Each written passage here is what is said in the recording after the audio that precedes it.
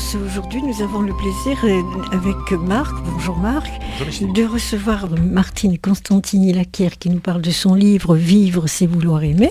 Puis ensuite, nous parlerons de peinture, de sculpture avec Monsieur Sordini. Mais on va commencer par vous. Alors moi, ce livre, je le trouve extrêmement intéressant puisque vous voulez à la fois que les gens s'aiment les uns les autres, aller à l'image, si je puis dire, du Christ, et également, je me posais la question, est-ce que vous n'avez pas envie aussi qu'on vous aime ? Bien sûr, j'ai envie qu'on m'aime, mais je pense que aller vers les autres, c'est déjà être comblé d'amour. Parce qu'en fait, finalement, être aimé pour soi-même, c'est un petit peu vouloir se regarder. Je crois que si on veut s'épanouir, on a été créé pour aller vers l'autre. Ce qui m'épanouit et ce qui me remplit d'amour, c'est la raison pour laquelle j'ai écrit « Vivre, c'est vouloir aimer ». C'est que je me suis rendu compte que ma mère m'a éduquée en m'apprenant à avoir toujours des petites attentions pour tous les gens qui m'entouraient. Et elle m'a appris à avoir ce geste, de penser à l'autre, de savoir dire merci. Et donc, j'ai été élevée déjà dans cette éducation-là, et c'était aussi profondément ma nature. Et je me suis réveillée, avant d'écrire ce livre, en me disant, mais finalement, ma vie, c'est de faire plaisir. Je suis heureuse quand je fais plaisir. Et je me suis dit donc, je suis heureuse quand je donne de l'amour. Et c'est ça qui me remplit d'amour. Et qu'est-ce qui vous, comment dirais-je, lorsque vous donnez de l'amour, lorsque vous attendez que les personnes soient heureuses de recevoir votre amour, si éventuellement ça passe pas comme vous le souhaitez, comment vous le ressentez ? C'est la raison pour laquelle j'ai dit que vivre, c'est vouloir aimer, parce que on ne doit pas confondre l'amour affectif. Si je vais vers une personne, particulièrement une personne que je ne vais pas connaître du tout, c'est là que se place mon amour. Je trouve extraordinaire d'être totalement ouverte à la personne qui est en face de moi. Et je pense que avoir envie de la connaître, avoir envie de s'ouvrir à elle et de la laisser dire qui elle est, c'est déjà entrer dans l'amour qui n'est rien d'autre que la relation d'un être à un autre. Il faut vivre pour aimer l'amour, écrivez-vous. La vie est avant tout un élan, un mouvement, un désir jamais satisfait de vouloir vivre pour aimer, car c'est l'amour lui-même qu'il faut aimer. Et vous ajoutez, alors qu'aimer les autres pour eux-mêmes, c'est se battre pour que l'amour existe partout. Oui, c'est mon expérience de visite des malades, parce que j'ai perçu la force de l'amour quand on fait un geste d'amour, que ce soit une main tendue, que ce soit un regard, mais je dirais un regard qui est rempli du cœur. Parce qu'on peut très bien dire bonjour, on peut très bien donner une poignée de main, on peut très bien dire alors ça va, oui, merci, mais est-ce qu'on a mis de l'amour ? Est-ce qu'on a été vrai ? Est-ce qu'on a pesé le geste ou la parole ? Et quand on met le cœur dans le geste ou dans le regard, eh bien à ce moment-là, l'amour se fait relation d'un être à un autre et on voit, miracle, quelque chose qui se passe dans la personne qui est en face. Encore plus si c'est quelqu'un qui est malade ou qui est en attente.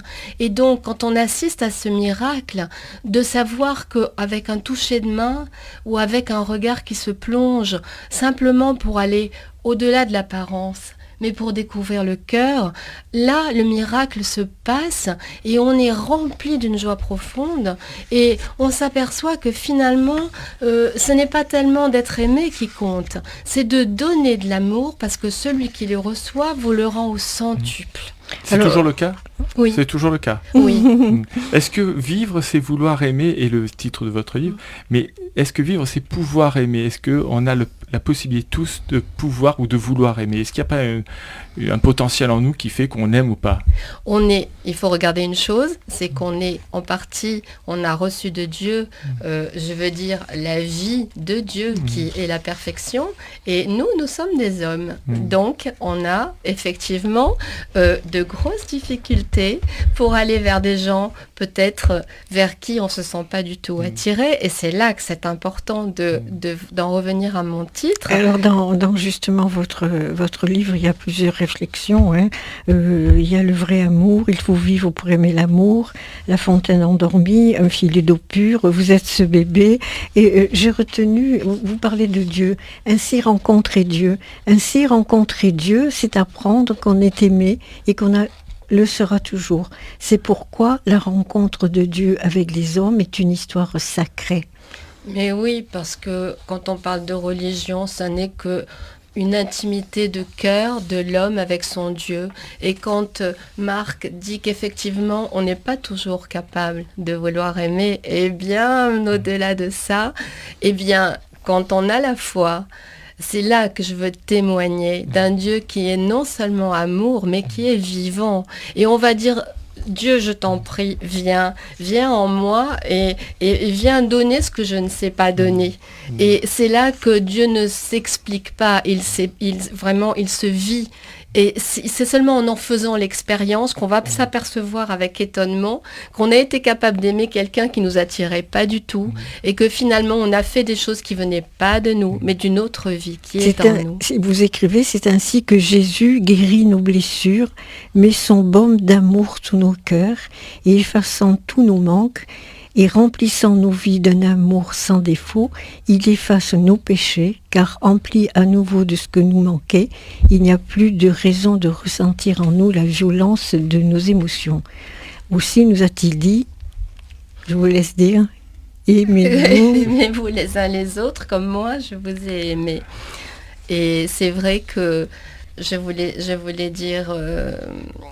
il faut, ce que j'ai écrit, je l'ai vécu. Je n'ai pas simplement écrit des mots. Il faut, quand je suis dans une situation que je crains, qui me fait peur, où je sens que je ne vais pas être à la hauteur, je crois en un Dieu vivant qui est à côté de moi. Je dis, Jésus, je t'en supplie, fais en sorte que cette situation-là, je la vive autrement et au-delà de ce que moi, je me sens capable de faire. Et vous êtes étonnés de ce qui vous arrive. Donc je viens témoigner et je dis, mais vraiment... je veux dire, ne faisons pas des polémiques sur un Dieu d'amour qui est vraiment en nous, c'est la vie qui est en nous et c'est pour ça que j'ai parlé que j'ai commencé par ce rêve un petit peu en début de mon livre où je rêve d'un Dieu qui est en train de me créer. Parce que l'existence n'est pas la vie en nous.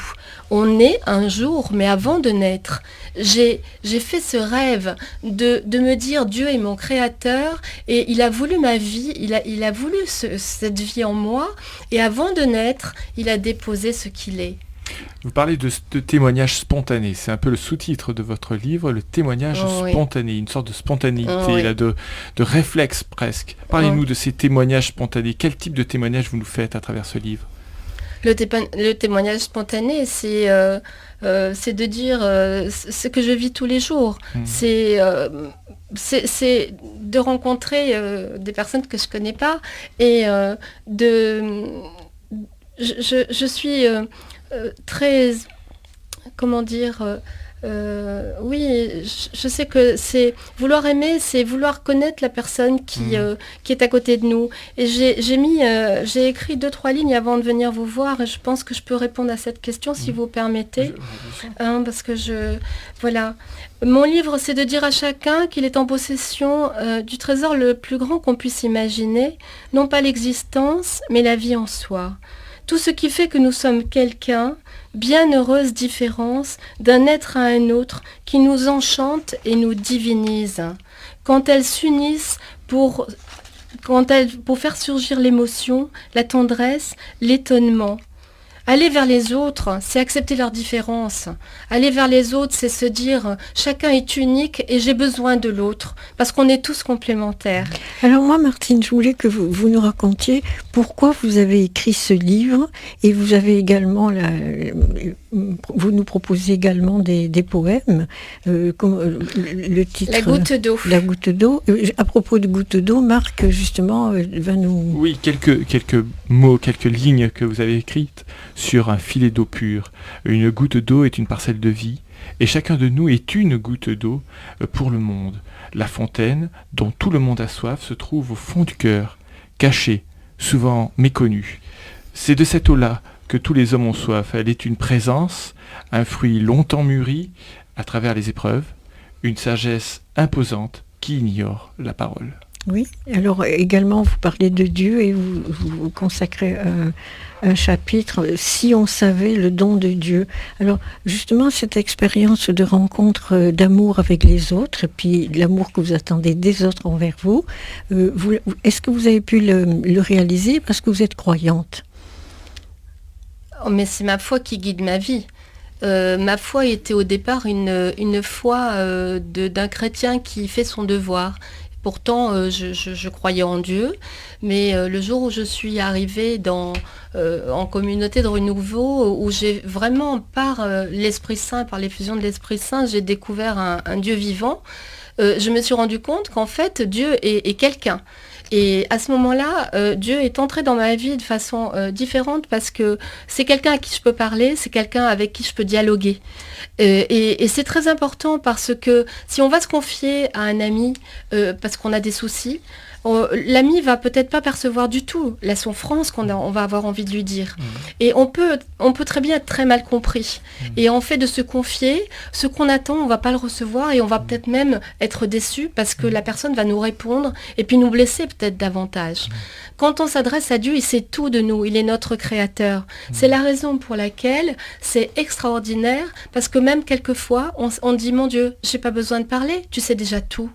Donc ça c'est très important et en particulier Dieu guérit nos blessures, c'est ce que nous vivons dans notre communauté où nous accueillons en permanence les personnes pour leur dire Dieu t'aime infiniment, sais-tu que Dieu t'aime, sais-tu qu'il a voulu ta vie, sais-tu qu'il est là les bras ouverts à attendre que tu te tournes vers lui pour comprendre l'amour qu'il a pour toi et il t'aime au-delà de tout ce que tu peux lui demander. Martine, vous parlez également de silence, l'épreuve du silence pour arriver à l'exemple de Marie dans votre livre. Oui, l'épreuve du silence c'est très important. Parce que même aujourd'hui, en particulier dans notre monde où il y a beaucoup d'agitation, où notre vie est remplie d'horaires, d'emploi du temps, de courses après la montre, eh bien, on n'arrive plus à s'intérioriser, on n'arrive plus à rentrer en soi-même. Or, c'est très important d'arriver un peu à faire le vide en soi. Mais pourquoi le vide ? Ça peut paraître très contradictoire, mais c'est pour se laisser remplir. C'est pour se laisser remplir. On a une conscience, on a une autre vie qui parle en nous, qui susurre, qui murmure à notre oreille. Mais si on ne fait pas le silence pour l'entendre, parce que Dieu nous parle. Et je suis impressionnée, parce que je dirais l'Esprit Saint, et on dit toujours l'Esprit Saint est partout, il s'adresse de toutes les manières à chacun. Eh bien, on parlait de la photographie tout à l'heure. Je crois qu'il faut rester les yeux ouverts, parce que Dieu nous parle à travers une photographie. Alors, je voulais, Martine Constantini-Laquer, rappeler votre livre, Vivre si vouloir aimer. Je vous invite à le lire, parce que c'est vrai, ça apporte une réflexion.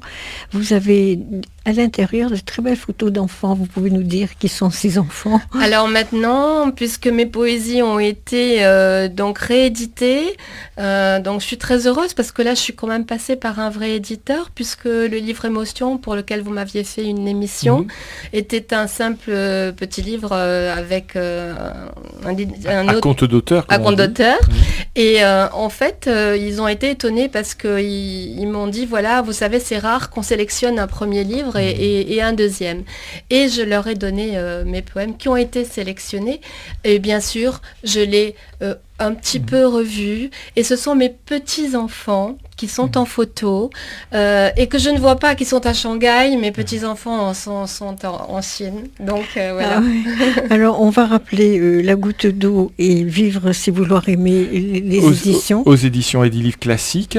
On sait que vous avez aussi un site internet, unegouttedeau.org, puisque j'ai parlé tout à l'heure de la goutte d'eau, quand elle est une goutte d'eau. Unegouttedeau.org, qu'est-ce qu'on trouve sur ce site? On trouve tout ce que je suis, tout ce que j'ai envie d'être, oser parler, oser dire, ne plus avoir peur. Je suis là aujourd'hui parce que ma foi, c'est de témoigner, quoi qu'il arrive, qu'il y a un Dieu d'amour, et j'ai envie de le dire. Donc voilà. Et dans mon site, il y a la présentation des livres, nos missions à Manille, des pèlerinages, et j'explique un petit peu, un peu mes poèmes, un peu des textes. Alors à propos de poèmes, vous écrivez: la poésie n'est rien d'autre qu'une façon d'habiller la réalité d'un regard sans limite. Voilà, eh bien on vous remercie Martine d'être venue nous parler de vos écrits. Merci Micheline, merci Marc. Et à bientôt.